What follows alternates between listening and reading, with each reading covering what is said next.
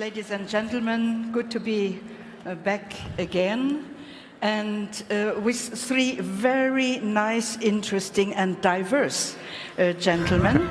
In a moment of our digital developments where things are going very quickly and topsy-turvy, a moment where something to build walls, when the digital economy is borderless, when Europe seems to lag behind, but when I see the Digital Economy and Society Index, actually worldwide it is the top European countries which are the top world countries, speaking about Iceland, speaking about Korea and speaking about the United States. They come behind Denmark, Netherlands, Sweden and Finland.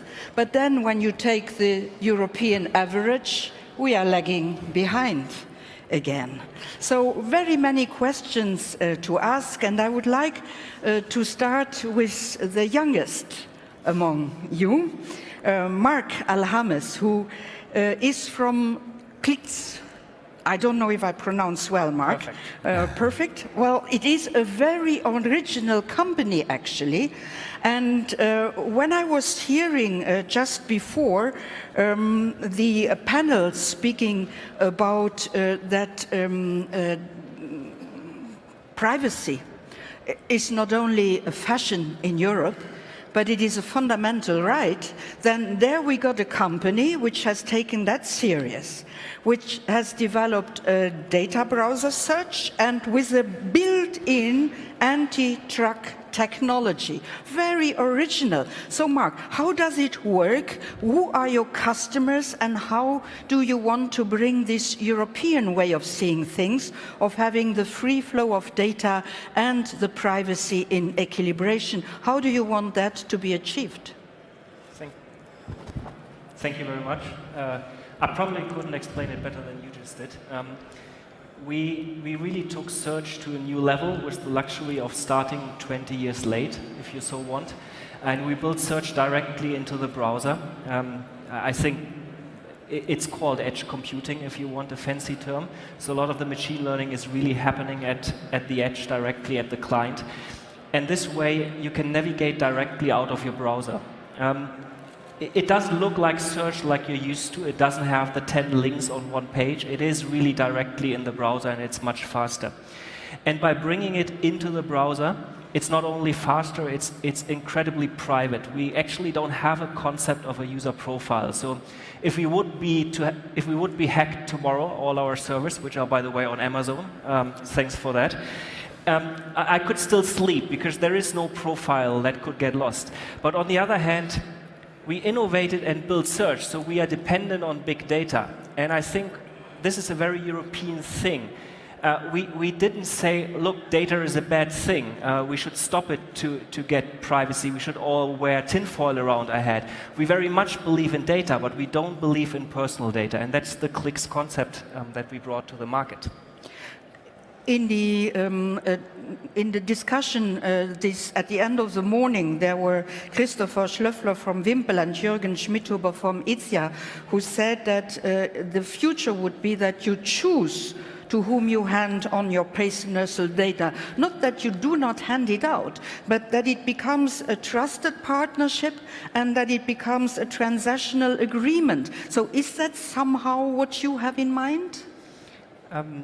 Yes and no. We are probably even stronger. In our case, the data is not going out at all, but there are circumstances where you want to send your data and then this concept might make sense. But if we talk about Europe, and I was listening to this panel, I'm less optimistic about it than this panel was, because the question is, does Europe finally decide to participate in these games? And so far, you mentioned these indexes of where Europe, some individual countries are, but if you really look at the value chain today, Europe is very, very strong at the very beginning, so digging holes and putting wires into the ground. We are also extremely strong when you look at the app and the content part, but everything in between is really colonized. And that's not necessarily a bad thing. I'm the youngest on this panel. I'm grown up in a world, in a very benevolent world, where geopolitics really didn't play a role. And the US, who is dominating all the value chain pieces from search over social, over ranking algorithms, it's not really a problem that all these companies are sitting in a different country. But I think with Brexit, with the recent elections, we have to question that again. And I've seen news this morning about ranking again affecting maybe the election we have this year. And politics can only regulate while technology can create. And my core question is, when does Europe stand up, and that's more a question for the entrepreneurs, and decide to participate at these really core problems, operating systems, search, social? Well, you have already started to speak about the dossier of Willem Jonker, because he is the CEO of EIT Digital, and he predicts that in the next 10 years, digital will not anymore support business, but digital will become business. So it will be the whole business. And there he also says that in this world, unfortunately, Europe is not anywhere when it comes to the infrastructure. It is the United States who are the major players there. Now, having heard that, nevertheless, there are 4 European countries leading the crowd worldwide, why is it so that we are so strong in some ways and so feeble in others? Thanks very much for that question. Let me first say a few words about our organization, because I don't think it's as well known as Amazon yet. So let's do a check maybe. So EIT stands for the European Institute of Innovation and Technology. It was set up around 8 years ago, and our organization is the digital arm of the EIT.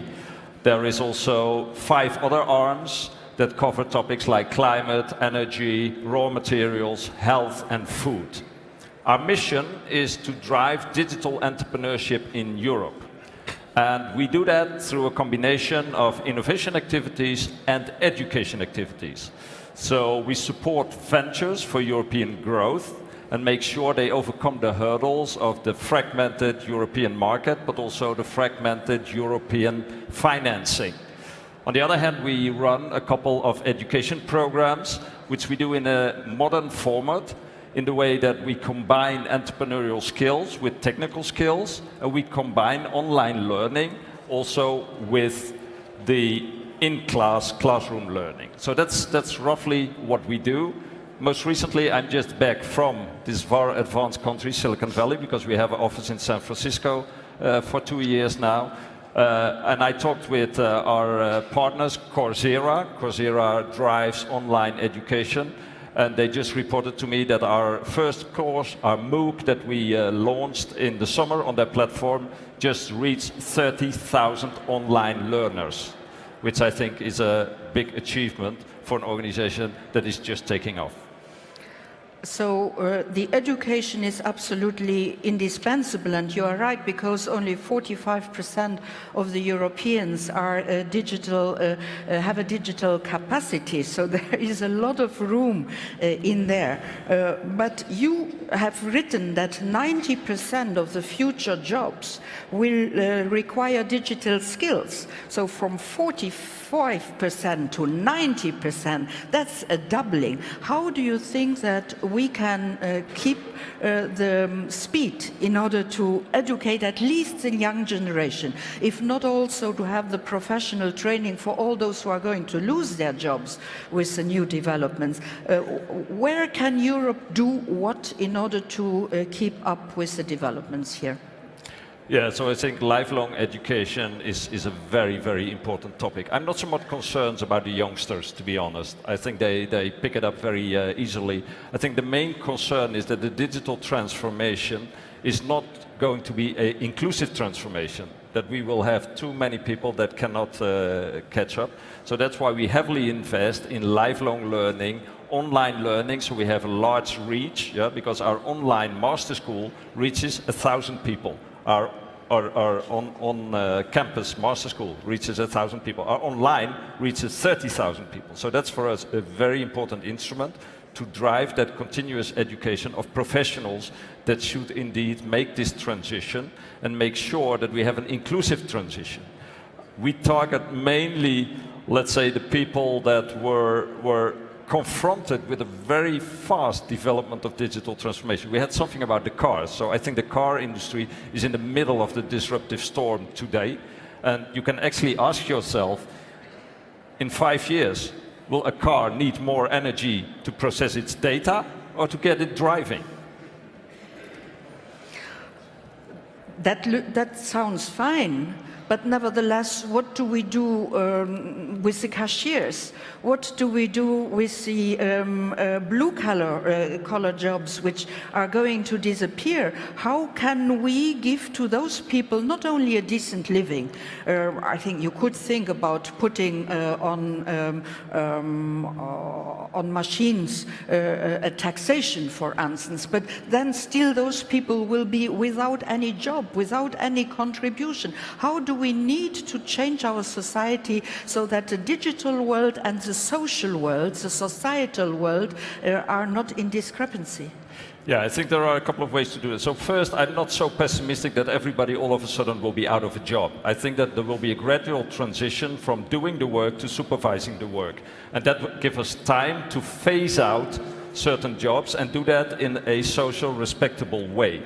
The other way is about wealth distribution. What you currently see is that the internet platforms allow fast development of monopolies, which comes along with large aggregation of wealth.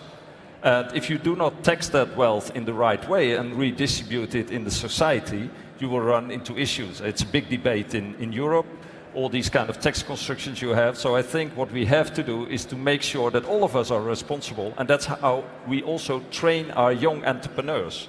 This is not just for you aggregating a monopoly, this is for you being in a favored position, but please give back to society and make sure that we do not get pockets of wealth while the rest is not really taken care of very well.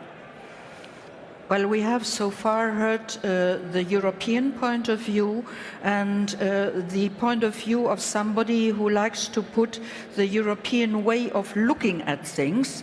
For instance, putting together the free flow of data with the data protection. Now I am turning to Werner Vogels from Amazon. He's the CFO of Amazon, and Amazon is a worldwide company, very strong on all the continents.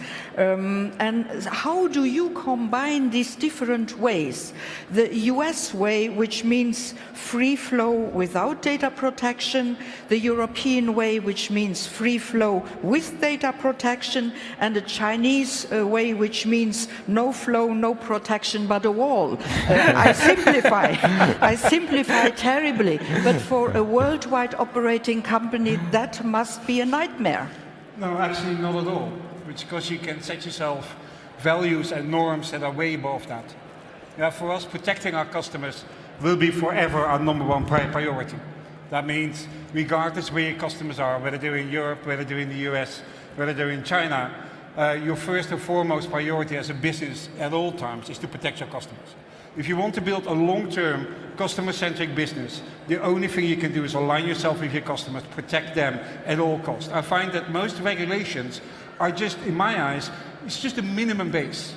It's just the limited, necessary, sufficient kind of starting point. If we really want to protect our customers, we need to make sure that you encrypt all personal identifiable information, that you manage all your keys, that customers are the ones that are in charge of all of this. Yeah, and so, of course, well, most customers know, of course, Amazon as our e-commerce company. We're the pioneer in cloud computing. Yeah, I mean, the fastest growing IT company to hit $10 billion. Yeah, $13 billion run rate at the moment, growing 55% year over year. So we have millions of businesses running on our platform worldwide. We could only do that if we really make protection of our customers our number one priority, regardless of the locales where they operate in. And these days, I mean, digital is a worldwide business. Yeah, I mean, every company here in Germany that is getting created, I mean, if you build Cliqz, you don't build it just for the European market, or not just for the German market. You build it for a worldwide market. I mean, maybe even, I mean, we have quite a few people from Israel here. Israel is a hotbed of startups, of new technology. None of the Israeli startups build it for the Israeli market. Everybody builds it for a global market. You need to be able to function in a global space, but still know that you can have total control over your data and that you're the only one there. A point actually that is much closer to my heart when we get actually to talking about Europe and European data flow is actually what many of my customers are faced with on our cloud computing platform. If you look at how digital services are consumed at this moment here in Europe, 44% are within one country. 54% are consumed from the US. There's only, I think it's only 4% of services that are actually cross-border within Europe. There is hardly any cross-border sort of services being delivered in Europe. There's a very strong nationalist-centric approach still. I think every healthy economy has a very healthy SME, a small and medium business, which is Mittelstand here in Germany. If you look at the Mittelstand in Germany, only 7% of them actually is capable of doing cross-border sort of e-commerce. And why? Because the regulations are just way too hard. It is way too hard for a customer in Germany to actually buy something from a German company. Of those SMEs in Germany, well over 60% would like to do cross-Europe e-commerce. It's just way too hard and way too costly for them. Just doing VAT in another country will cost you 5,000 euros a year. Imagine you want to do that in 20 countries. It costs you 100,000 euros. This is impossible for small businesses to do. There are so many things we need to fix at a practical level so that small and medium businesses can operate throughout Europe with free flow of data, so that if you actually are building a company here in Germany, and you want to sell to customers in France, that you can store your data of French customers here in Germany. That you don't have to actually worry about setting operations in France, or in the Netherlands, or in the UK, or in Denmark. I mean, that free flow of data is crucial to building a very healthy economy where small and medium businesses can thrive in. Werner is absolutely right on this, and you know, I tried to make a pan-European contract law. Where you would have the same rules on the whole continent for selling, but also the same protection of the consumers Europe-wide. That would have been the possibility. Well, it was mainly blocked by Germany, I must tell you.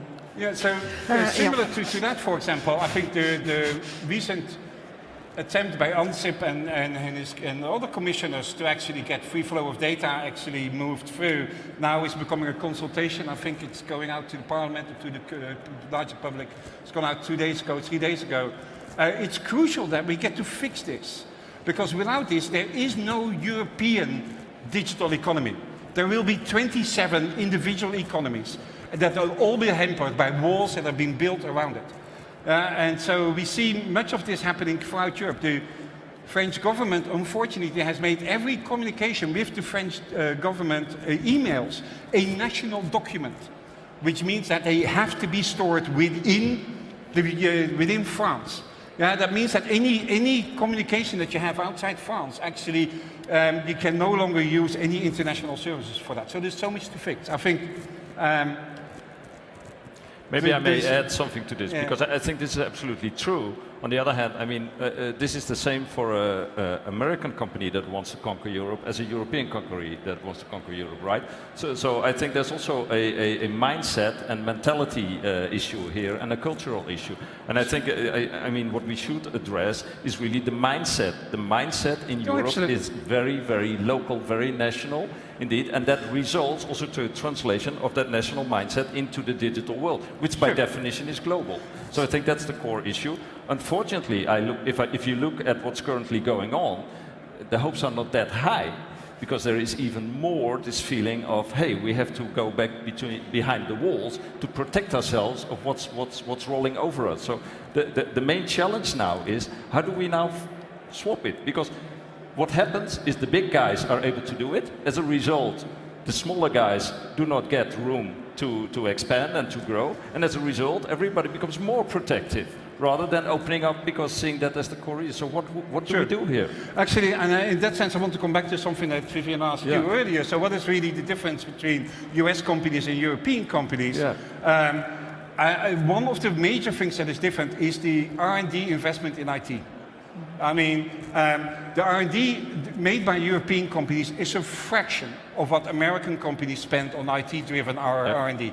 And as such, you will see many new services coming out of your American companies, mostly pure as a result of the amount of investment in IT-driven R&D.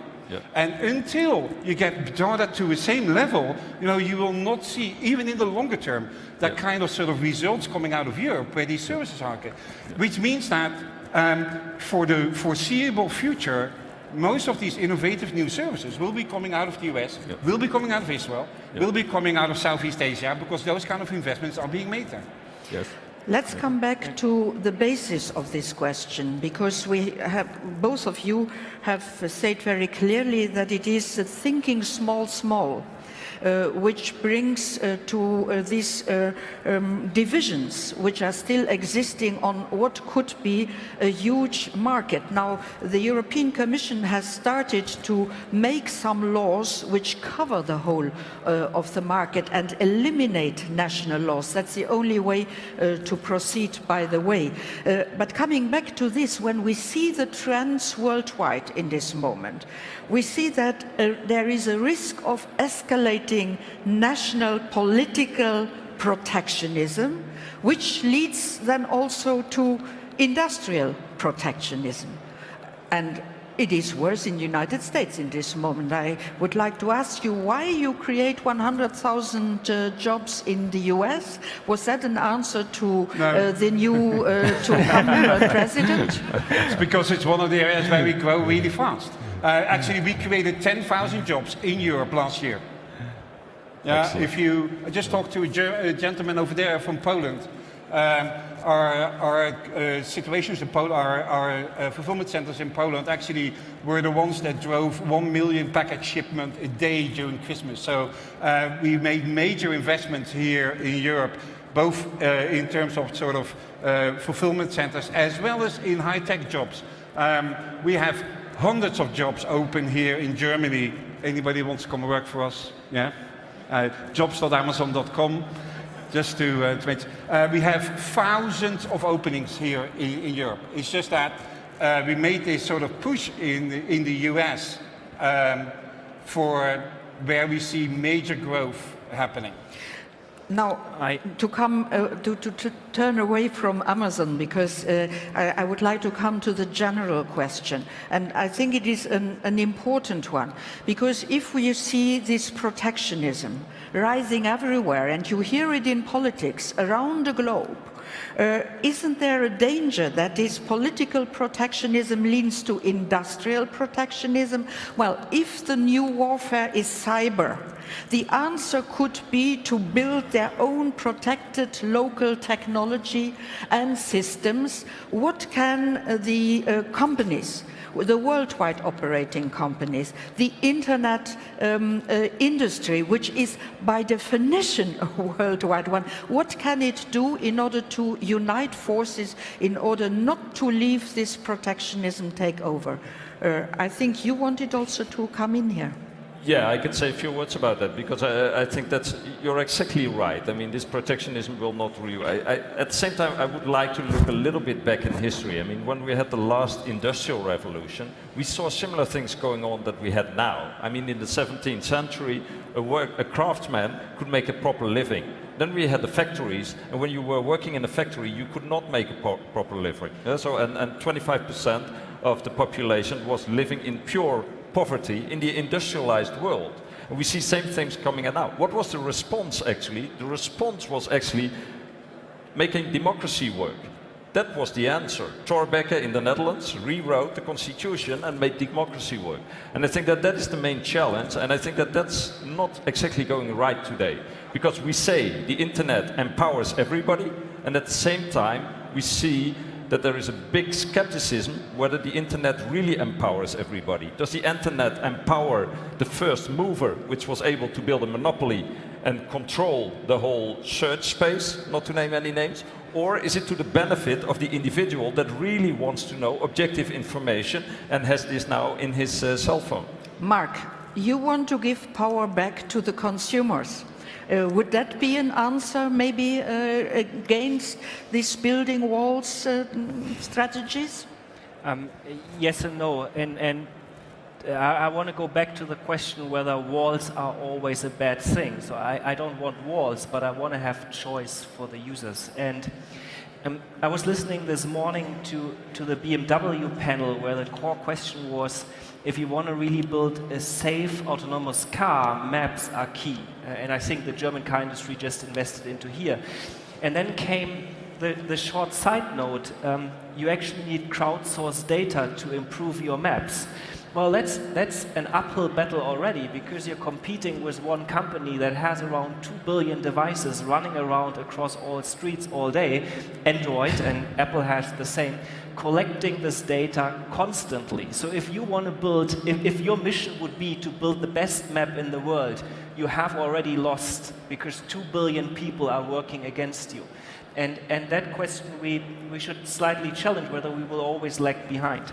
The second thing is, the last thing I want to have is walls, but there should be choice. And at the moment we have no choice, at least in Europe. There is no internet business model that is actually in line with our society's build. You yourself said a couple of years ago at DLD stage, the difference between the US and Europe is, in the US, if something is not forbidden, it is allowed. In Europe, it's the other way around. If it's not allowed, it's forbidden. And this is actually what citizens and what our users expect. Users have no idea how the internet works. They think the laws and the rules of our society apply if they use the internet in Germany. But this is not true. Because Marc, now allow us, because we need to finish. But I would like to finish not with a problem, but with a dream. Okay. And I know I have a big dream, and let me say this. I have a big dream that the European regulation creates a playing field where entrepreneurs can strive, and I have the even more dream that entrepreneurs stand up and are not attacking the 5th e-commerce shop, the 7th online blog, but they really start creating the core and essential cornerstones of the future. Everything in the future will be a computer. And if we don't create the systems that operate these computers, we have no control about anything. We're simply not participating in the future. That's my dream. I know that Amazon is also in space exploitation. Now, what is... No? Now then you will be very soon, I have heard. What is the next moonshot, which can capture our imagination, which can see that the internet is a force for good? Is there something in the drawers like this where both sides of the Atlantic we can dream again and try to do it? We are notoriously secretive about those kind of things. We will surprise you. Just as that Alexa surprised everyone when we brought it out into the market. There's enough surprises for you to coming down. If there is one dream I do have, and I think it is sort of more call to action for everybody here. The free flow of data proposal has gone out for consultation from the EU. That means that each and everyone in this room can actually contribute your ideas to this consultation. Go to the European Commission website, look for a free flow of data, actually look at the proposals that are there, and give your feedback. This is extremely important if you want to break down the barriers between countries. Because remember, you mentioned earlier these walls. These walls are illusions. There are no real walls in a digital world. I actually want to use the words there from one of your successors there, Cliqz, who said that, in these cases, with all these regulations, against all of these mechanisms, they don't really matter. If someone's breaking into your house, you don't need a good lawyer, you need a good lock. Yeah? And so with all of this, we need to focus on how can we protect our customers at the technology level with technology principles so that they have control themselves over this and don't need to rely on sort of regulations by the governments who are way beyond, way behind, or driven by emotions that have nothing to do with the reality. Well, I believe that internet can be emotions. So I think we have to move away from these technicalities and show that internet is there for the people to create, for the people who do. And I'm sure I give the last word to you, Willem, because I think that in the whole research, this is something also which has shown very strongly. Yeah, to end with a positive note, because I think I'm very positive. It's human capital. If I see the young entrepreneurs, if I see the students in our education programs, they are full of energy, they're discovering the world, and they are, I mean, having a startup is like having a music band when I was young. So it's really something that gives them energy, they go for it and they drive it. I think coming to Europe, I see 3 areas where Europe can really have a leading role. So the first one we discussed already, car industry. I was with Philips for a long time, and we lost the battle in consumer electronics because vacuum disappeared from the TV screen. What's happening in the car industry, the combustion engine is disappearing from the powertrain. That will remove a barrier to entry, which is enormous. So be aware, be awake. The other area, I think, digital industry. The digitization of our industry, especially here in Germany, I mean, made in Germany, you have a real big advantage, but do it right and adopt the information technology fast. And the final thing, I think, healthcare. We have a healthcare system in Europe that is unmatched in the US, and I think the next government will do something to make it even better in the US, if I understood very well. So, I mean, we have our assets, we have our values, and technology is not free of values. So let's take up those values and build on that, and they will be respected in the rest of the world as well, because, again, it's a global business. So made in Europe for the world, and now the band, because an inventor... And now we need the music, young right? people.